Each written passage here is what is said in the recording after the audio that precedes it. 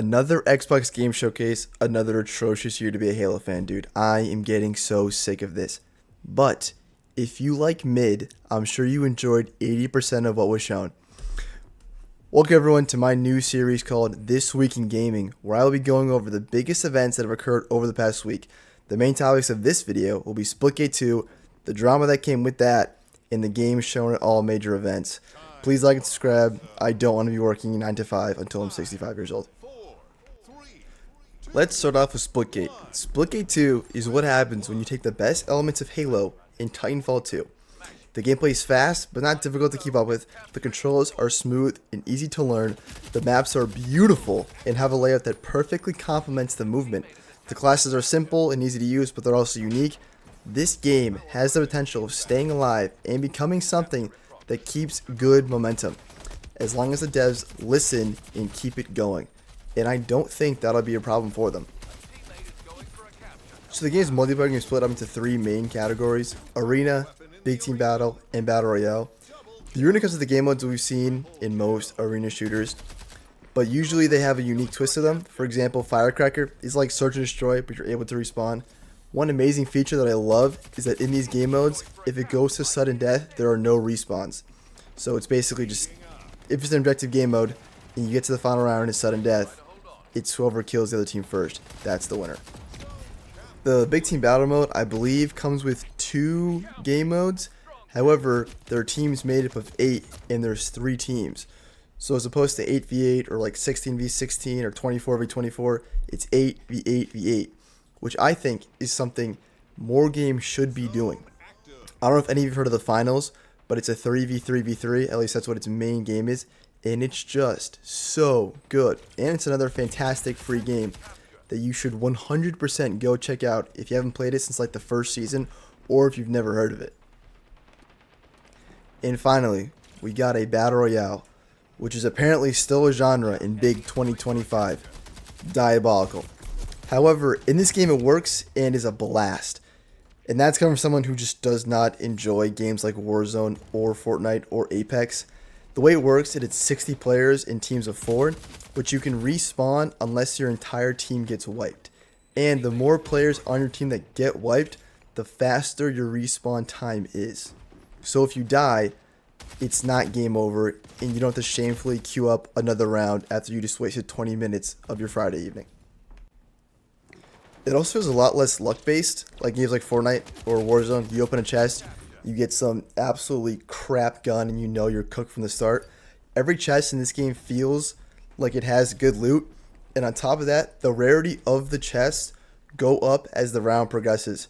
So they all start as base rarity, then they go up one after a few minutes, and they go up another until eventually they're giving you epics in this game's legendaries. It's such a smart idea, and I can't believe no one else has heard of it.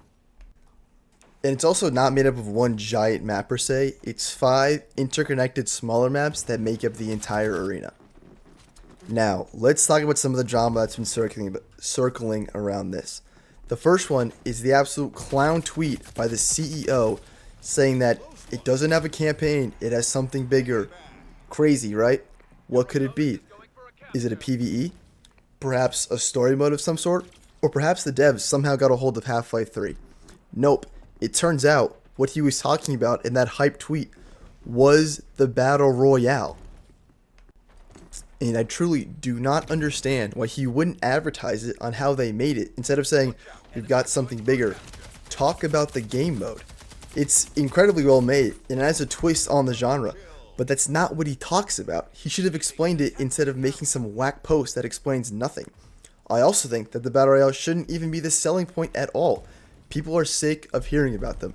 Even Elden Ring Night Rain was getting knocked by people before it came out because it just had the idea of a closing circle. And I know some of you would be like, well, that's stupid. Try it out before throwing it aside, or check out other stuff. And I totally agree with you. But this is the gaming community we're talking about. And many people here aren't very smart and have terrible opinions. They should spend more time marketing their 8v8v8 and their arena instead of just having their Battle Royale be a selling point in their big drop. It doesn't make any sense. But moving on, the next big thing is the COD v Splitgate dev fiasco. And the COD guys are fuming. Basically, some COD dev tweeted out saying that Splitgate is slop and that COD will always stay on top because there's a campaign and a multiplayer, which is retarded considering there hasn't been an outstanding COD campaign or multiplayer in over a decade. So I don't know what they're talking about. And then they go on to say how the game doesn't even play like Titanfall. Another stupid take. If you've played Titanfall 2 and you've played Splitgate, you know that they're super similar and it's super inspired by Titanfall 2. To top things off, the Splitgate CEO himself came on and made a post asking which CEO dev this guy was a part of because of how many different people are making Call of Duties these days. Like, holy crap. This is so good, and I love a game company throwing shade in COD's face with a great game to back them up. It's a development team who can barely play their game and they suck at it versus a team who not only love to play their game but are absolutely cracked at it. Just go watch a Splitgate dev play their game and then go watch a COD dev play their game. It's the funniest thing you'll ever see in your entire life. The last topic of discussion on Splitgate I'll talk about is the store prices. These have already been addressed and lowered, but the bundles are still going for crazy numbers. How are you going to charge me 80 buckaroos for a cosmetic bundle? I know the game is free to play and they aren't the biggest company, but $80? Outrageous. It all makes it the most crazy is that this is the company that's talking crap about other companies that are falling into modern trends. Like what are they doing?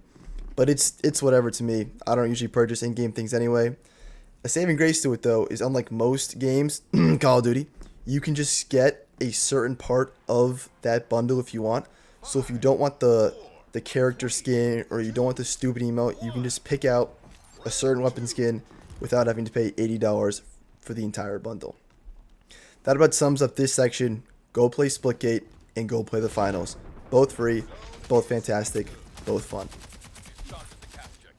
Alright, moving on, we have the game showcases of the past week. On June 4th, we got PlayStation State of Play. The biggest things that come out of this were 007 First Light, Nioh 3, Metal Gear Solid Delta, Ghost of Yotei, and Silent Hill F. And from what I saw, these all look pretty promising, though I think Metal Gear looked a little whack at times and not as up to date as it should, especially with things like the shading. This is supposed to be a next-gen upgrade, but it just does not look like it. And I think Konami finally realized that they own Silent Hill and decided to not go and mess it up for once. I have high hopes for Nioh. I'm a huge fan of getting my ass kicked in Japan as a big Ninja Gaiden and Sekiro fan. It would also be fun to finally get a good James Bond game. Yeah, you heard me. The first good one. But what about GoldenEye? What about it? It is unplayable in 2025, and I do not care that it's almost 30 years old, and it was once good for its time. Cry about it. Halo and Half-Life came out just a few years later, and those are still great games, and you can still go and play those. And then on June 8th, we got the Xbox Game Showcase, which was a mixed bag. No Fallout remasters, no Halo, no Elder Scrolls. None of this is surprising, but it is incredibly disappointing. If Microsoft and Xbox had a brain and weren't run by a bunch of greedy old men, they would know what people want. It doesn't take a genius to know that New Vegas or Fallout 3 Remastered in Unreal 5, like Oblivion, would make so much money. But at least we got a Fallout 76 fishing simulator. Because at the end of the day, that's what it's all about. Some of the notable games that came from this were BO7, Outer Worlds 2, Ninja Gaiden 4, Tony Hawk's 3 and 4, Clockwork Revolution, High on Life 2, Mudang, and The Blood of Dawn Walker. These are what I found to be the most interesting, but still not really anything I'll care about unless they're on Game Pass. Outer Worlds 2 is Xbox's biggest announcement for this event and the reason for all the advertisement about it pretty much. However, Outer Worlds 1 wasn't anything crazy, but Outer Worlds 2 better be a million times better for all the hype they're getting it.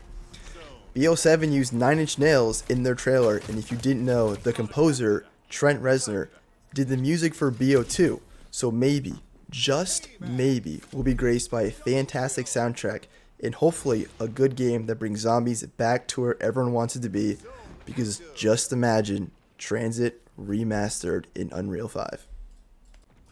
The only other big thing that has come from this week would be the Switch 2. I didn't buy it because I have a net worth of 2 nickels, but it is apparently breaking console sales. Keyword there is apparently. There's no real proof yet. That's all about I have for you guys. Splitgate 2 is fun. COD is jealous, and the Xbox still doesn't know what Halo is or the power they have in just owning it. Don't forget to like, subscribe, and leave your thoughts in the comments below.